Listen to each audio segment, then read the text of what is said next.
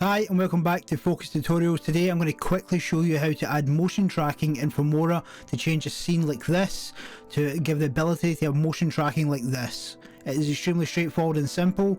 It will take literally 1 minute to show you how to do it and master. Sit back, relax, and step in. Now, once you open your project, pick your file that you wish to use. I'm just going to use a stock picture or film that's been pre-made in Filmora. Have a look through it to make sure the subject is in the frame all the way through.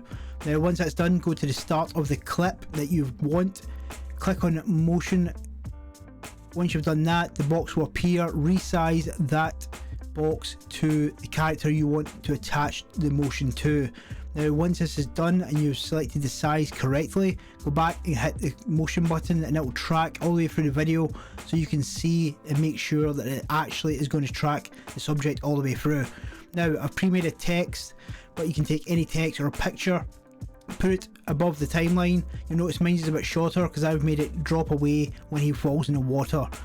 After that's done, go back to motion. You'll see the drop down box comes up, pick the title or the picture you've used. Once you've done it, you then move the title or picture to where you want it to be at all times, above, to the sides or below the subject you want the motion for.